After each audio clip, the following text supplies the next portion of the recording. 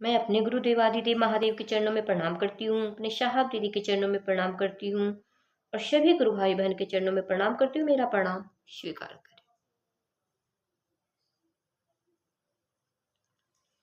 तो आइए हम लोग चलते हैं आओ चलो शिव की ओर के अगले अध्याय में और सुनते हैं हमारे साहब क्या कह रहे हैं।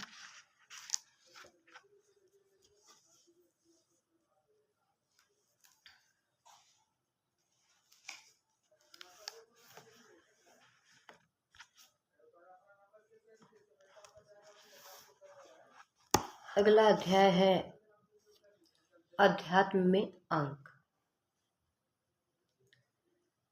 अंक विधान में अंक की सर्वाधिक छोटी इकाई एक है। दृश्य अदृश्य समस्त सृष्टि में एक ही परमात्मा की व्याप्ति और विस्तार है। इसलिए अंक का गणना क्रम भी एक में ही प्रारंभ है। एकोरहम बहुश्या, इस प्रकार एक का अंक ही योगात्मक क्रम से अनंत है। हमारे लिए महाशंख की संख्या की अलंघ्य है और दृश्य जगत में गणना की शक्ति इससे भी अधिक है। समस्त सृष्टि पंच महाभूतों गगन, समीर, अग्नि, जल और क्षिति तथा 5 तन्मात्राओं शब्द, स्पर्श, रूप, रस और गंध से रचित है। मानवीय सृष्टि के लिए भी पंचभूतों का उपयोग हुआ है। एक के बाद 5 का अंक इसलिए सर्वाधिक महत्वपूर्ण है,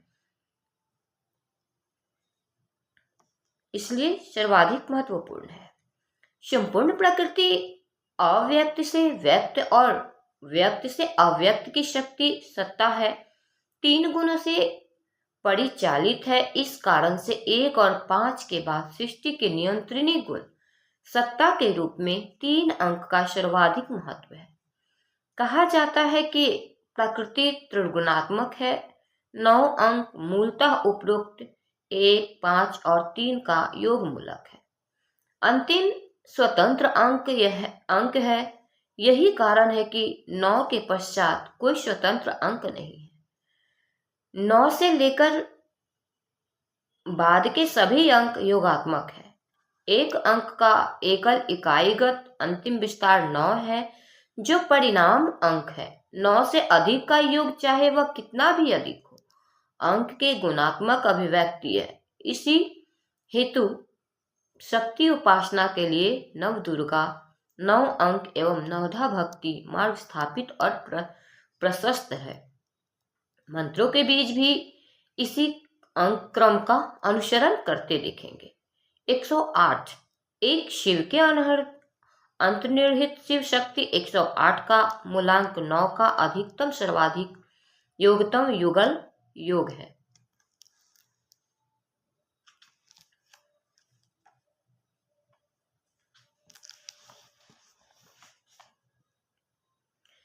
अमूर्त शिव शक्ति संयुक्त सत्ता का एक ओम मूर्त में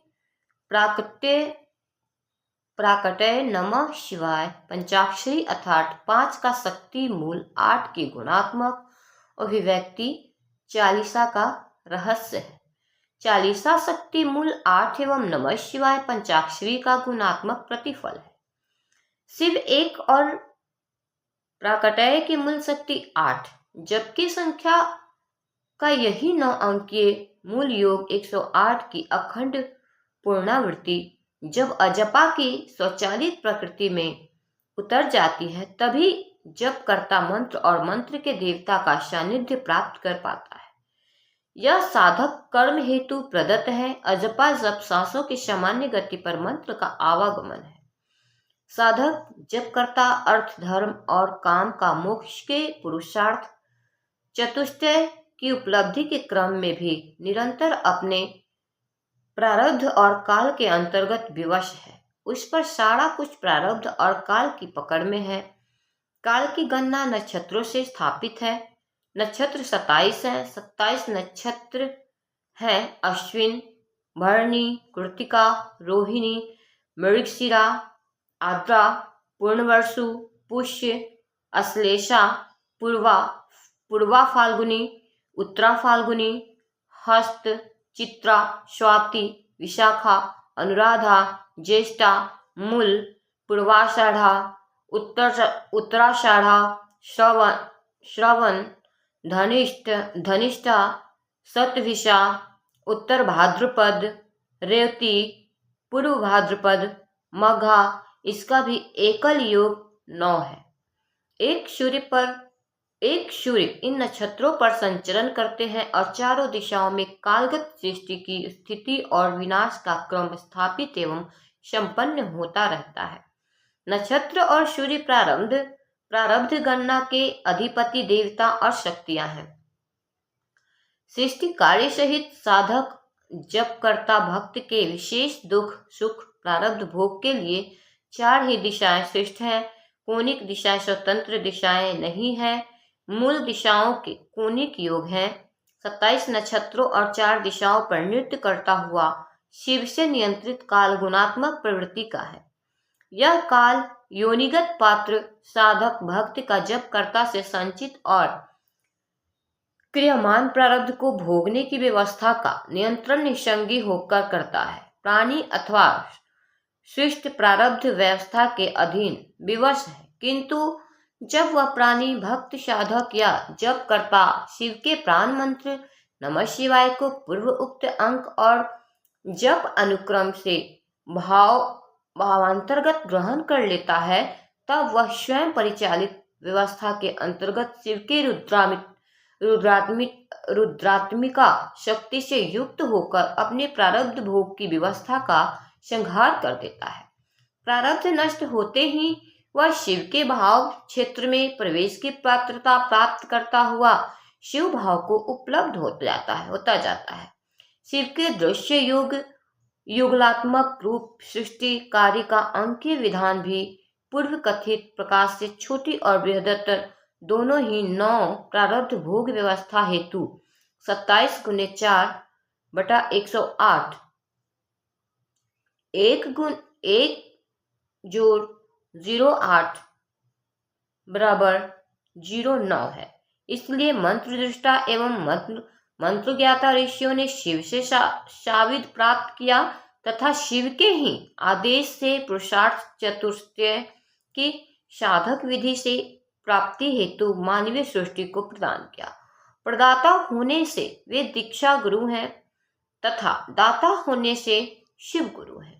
शक्ति के साधक शक्ति के धारक शिव हैं।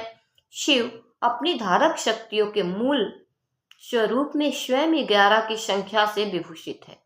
शिव कार्यों में 11 की संख्या की महत्ता इसी रूपवशात है, अर्थात मूल सन्नता भाव का 1 एवं मूल ज्ञाता का गुरु भाव 1 युगलात्मक 11 है। शिव सन्नता भाव का 1 एवं गुरु भाव का 1 प्रथम एवं अंतिम है। अतएव मातृ सृष्टिकर्ता गुण सृजन स्थिति और लय का विस्तारित परिणाम संहिता 9 की सर्वाधिक संख्या से भी अधिक स्वभावतः और स्वरूपतः है। उपरोक्त 108 की संख्या को मंत्र जापक पात्र मंत्र और मंत्र का देवता 108 से जोड़ 3 बटा 111 बना देता है। मंत्र की यह शक्ति एक में एक भाव से प्रारब्ध एवं काल की शक्ति को तोड़ देती है, क्योंकि सृष्टि और प्रारब्ध का सारा रहस्य शिव से नियंत्रित है। शिव परमात्मा स्थिति से उत्पन्न अपनी 11 रुद्रात्मिका शक्ति से प्राणियों को योनि मुक्त करते हैं। यह तिरोधान है। शिव ज्ञानदाता है, पुराण और शास्त्रदाता नहीं। वे ज्ञान दे देते हैं, तब शास्त्र आलेखित होते हैं। ज्ञान शिव द्वारा प्रदत्त है। भाव हृदय का पक्ष है और सूचनात्मक ज्ञान बुद्धि का या मस्तिष्क का पक्ष है। भाव ही अध्यात्म जगत में गति का ईंधन है। सभी स्थितियां और जीवात्माएं शिव के भाव दर्शाते हैं, शिव की भाव दर्शा है, इसलिए शिव से भाव से ही जुड़ती है। शिव से भाव से ही जुड़ सकती है। जीवात्मा में संशय उसके विनाश का कारण बन सकता है अथवा वे निरंतर दुर्गति में पड़ी रह सकती है। संशय का नाश भी गुरु करते हैं। गुरु शिव है, शिव शिष्य नहीं। अस्तु जीव यदि अपनी शक्ति युक्त भक्ति से चलना चाहे तब उसके समक्ष शिव के से ही दत्त शिव के पूर्व शिष्यों द्वारा प्रदत्त अनेकानेक विधियां हैं ही। उन विधियों के प्रदाता भी हैं, किंतु गुरु का अभाव है। शिव का शिष्य अपने गुरु शिव की दया के आश्रय हेतु सभी शिष्यों को प्रेरित करता है। एक दिवारात्रि में एक माला मंत्र 108 बार का जप मात्र प्रारब्ध जनित कष्टों को मिटाने के निर्मित जपकर्ता की शक्ति से किया गया उद्यम है। गुरु की दया गुरु आदेशित अनुसार करने भर से मिलती है। स्पष्ट है कि मंत्र का जप भाव स्थिति में ही फलदायक है। भाव की परिधि में जब पात्र जप करता मंत्र तथा मंत्र का देवता एक रूप हो जाता है तब जप करता मंत्र के देवता से एकाकार हो जाता है। और इसी के साथ यह अध्याय समाप्त होता है। अध्यात्म में अंक का क्या महत्व है ये हम लोगों ने सुना जाना कि हमारे साहब हम लोगों के बीच जो हम लोग अंक के बारे में सुने कि अध्यात्म में अंकों का क्या मायने है, क्या महत्व है। तो फिर मैं फिर से आप सबों के चरणों में प्रणाम करती हूँ। मेरा प्रणाम स्वीकार।